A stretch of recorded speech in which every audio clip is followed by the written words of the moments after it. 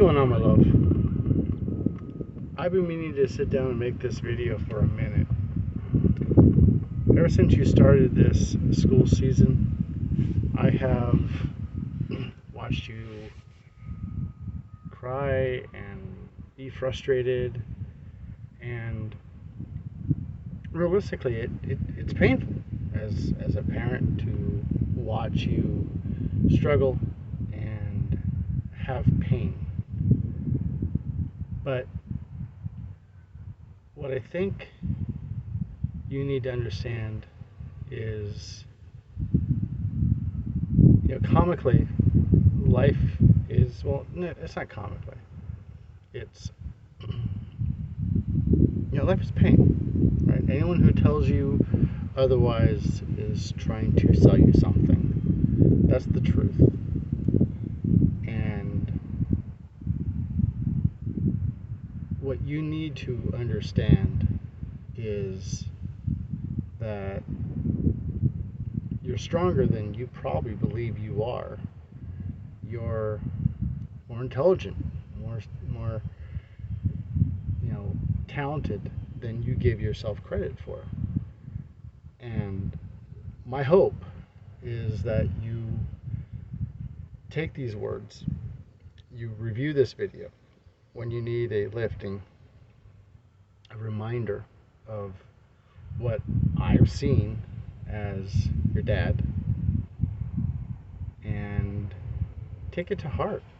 Take it to heart that you understand that these challenges in life, you can get through them. You can endure the challenges, muscle through them as best as possible. I don't feel that I have lowered my expectations for you. I have tried to remain optimistic that you can do everything that you put your mind to. I like to give the story regarding you of what your mind can do. It's really my favorite story. You were a late walker. You've heard the story 100 times. I'm going to tell it one more time. You were afraid to walk. You were doing the cruising thing where you were, holding on to furniture, chairs, walls, whatever. But you wouldn't just take that first step to walk around. And so we're at a family party at a restaurant, and you saw all the kids playing and running around, and there in your eyes was born that desire to do that too. 2 or 3 days later, there you are, running, moving around, being the warrior princess that you are. I'm going to do this thing, I'm going to get it done.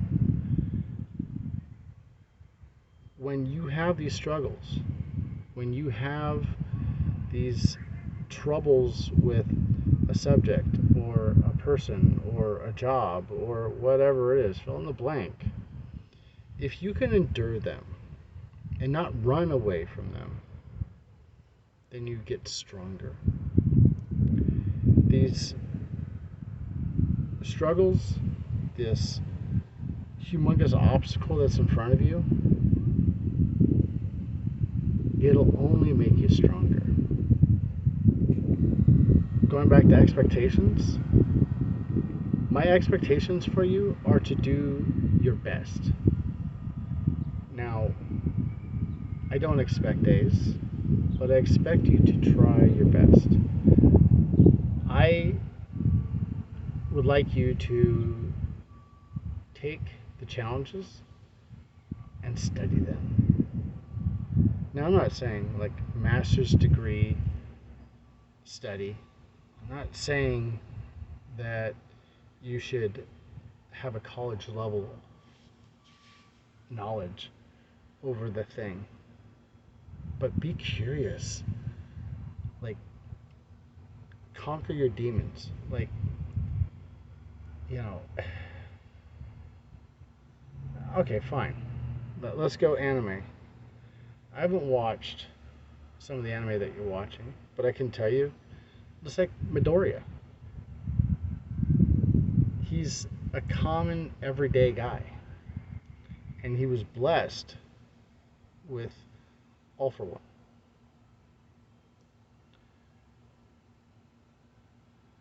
Bakugo should have had that, or Moreno, whatever his name is, Mr. Smiley Face, Mr. Disappearing in the Wall guy.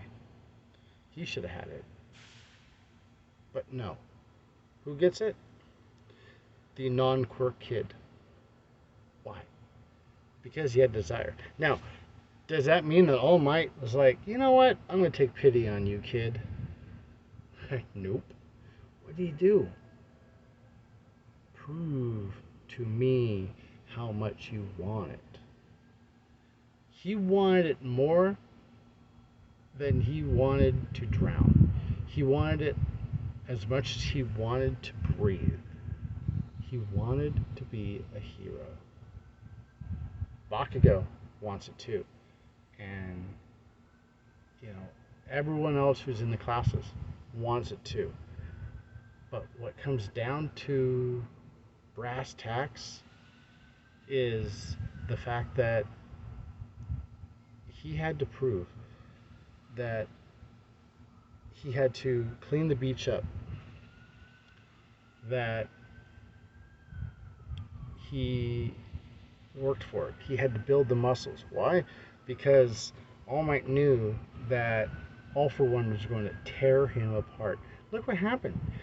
Even though he got buffed, even though he was in training, even though he did all that, the second he took that hair into his mouth and it started working within him, it nearly tore him apart. Does he back off? Does he back down? No. He takes the injury, he takes the hit, he gets healed, he spends time in the hospital, but he studies it. That notebook of his is his textbook for how to be a hero. He studies it. He studies other people. He studies himself. He studies everything about the All for One quirk. His curiosity is what makes him strong. Not the fact that he has All for One. Not the fact that All Might is his best friend. It's his curiosity, his ability to study something to such an extent that he understands it inwards, outwards, inside out, frontwards, backwards.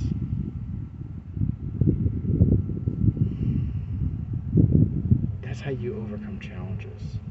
You don't just accept that I suck at math.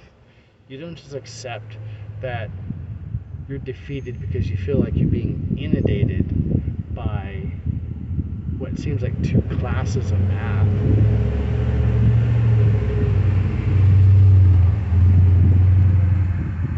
You take it. Here's the thing. I would love to make a video that's timeless, but I want you to either watch this video over time and remember this time in your life, or you never watch it more than 5 or 6 times. It doesn't matter to me. My goal with this video is that you take this time and you reflect on this video, the wisdom that I have for you, that you take it to heart. Geometry is math. Through and through, it's math. But it's tangible. Everything in geometry makes sense. You're measuring stuff, right? Triangle, octagon, whatever. You're just measuring stuff. Now, are there things that are outside of that parameters that seem like you're doing different stuff? Sure. I don't know. I never took geometry. But I challenge myself that if I don't understand it and I feel like I need to help you, I would spend hours on Khan Academy studying geometry. I'd be weak because I haven't had the algebra stuff, but I understand I can figure out the fundamentals And the fundamentals are always what we fall back on. Chemistry. It's math. It just seems like a lot of math. Well, how else do you describe a chemical reaction or a chemical weight or whatever? It's just like learning another language in so many ways. But you have to use a little bit of math. Now, here's the thing, and I honestly believe this. If you weren't able to be in those classes, we'd probably have a phone call with the teachers at the end of last year and go, we don't know how she's going to swim in this pool of 2 math classes. We don't know how that's going to happen. So we're looking at maybe having her go into like a special class. Never came up. Not once. Not yet. Your mom? Your me? Oh man, we hate when our kid is hurt. Yeah, I thought about it. How can I get something to Catherine that is easier for her? But that doesn't help you. Look,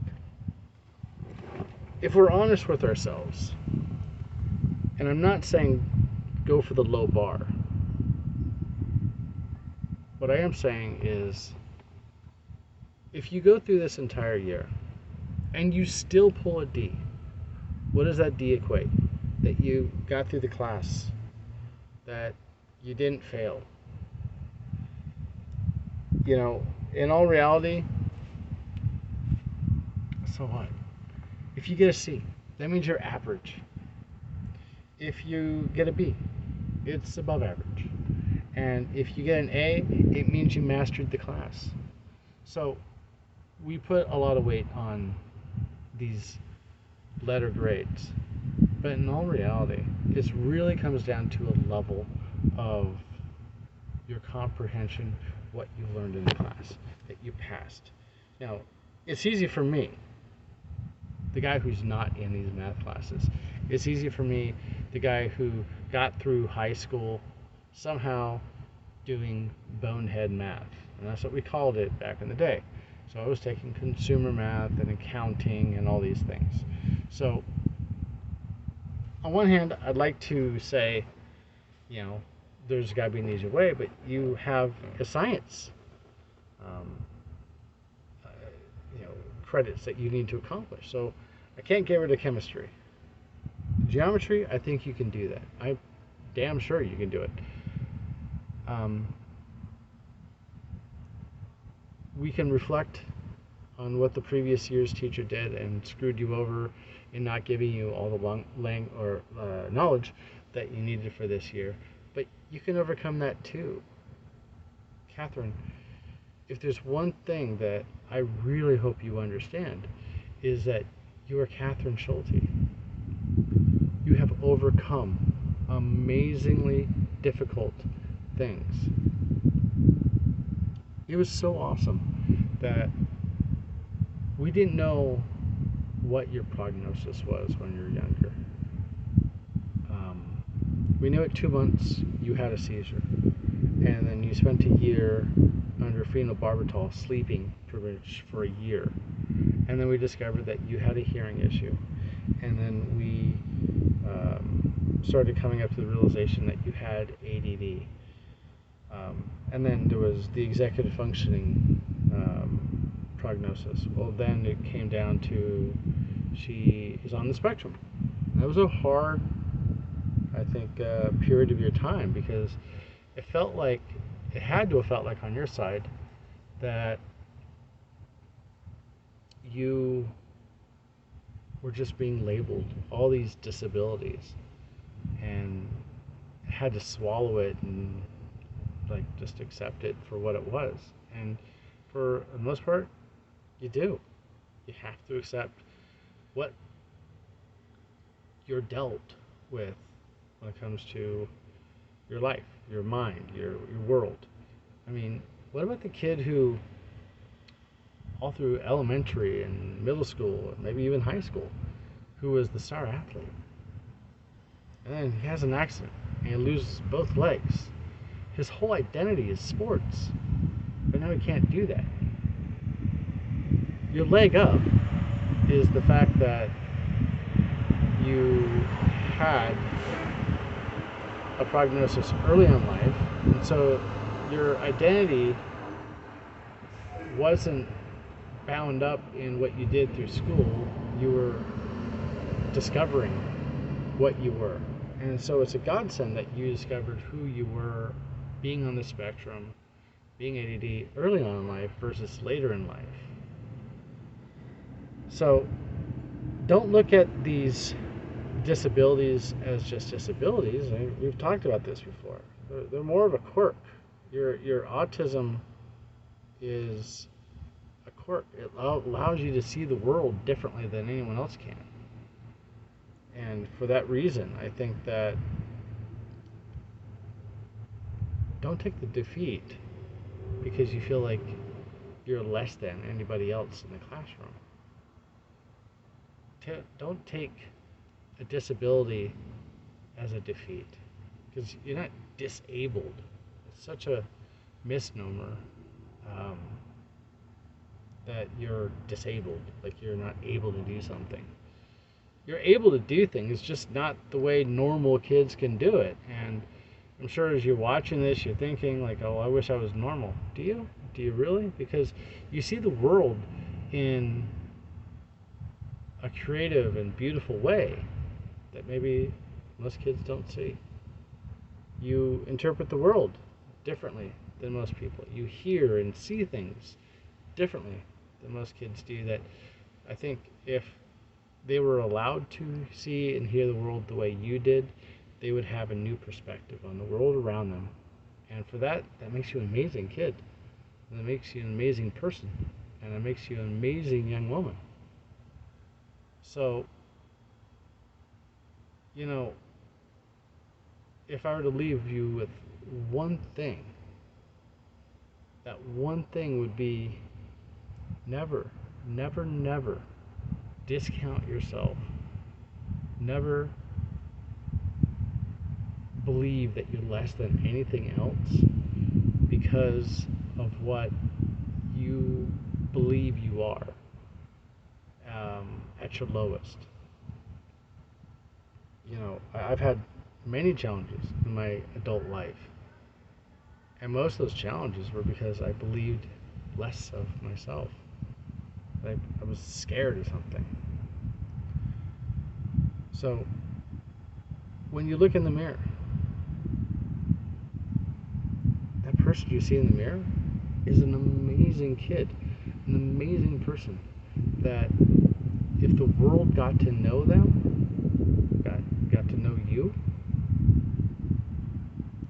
they would find that you are an amazingly intelligent, smart, creative, and sweet kid, and never lose your sweetness. Be audacious. Be someone that you don't allow people to take advantage of you, but be sweet. Because I know that you have a lot of anger towards these classes in school, and I know that at times you feel like you're drowning in the world around you, but you can start swimming and understand that a couple small moves goes from being drowning to swimming. Think about it. The person who's in the pool, the ocean, a river, who's just flailing around, they're drowning. That's what you feel like right now. You feel like you're drowning. But if you move those arms in a different way, start scooping the water, kicking those legs with a purpose, you go from drowning to swimming. And you can do that. You can start swimming today by handling the way your mind is working against you to handling your mind to work with you. And you can do this. I've seen you do it time and time and time again, and this is no different. The challenges are going to be getting more challenging. the great thing is you only have 2 more years after this to deal with high school, and then you're on your own to decide what you want to do in the world. But for now, you're in high school. They're trying to teach you what you need to know or what they think you need to know, and I believe you can get through this. There's no doubt in my mind that you can succeed at anything, and I mean that, anything you put your mind to. Don't identify yourself as disabled. Identify yourself as someone who's fucking special. And for that, you're an amazing kid. And I want you to believe that. So, I hope that you take this to heart some way. And if I seem to be rambling sometime, this is raw. This is the stuff that's on my mind. It's not refined. I've got no notes in front of me. I'm speaking from the heart. And sometimes my heart, as you know, is a ramble. But they're all the thoughts that I think about you. And I want you to understand. You're an amazing, amazing kid who can do so much. Don't underestimate yourself, because I won't. Love you.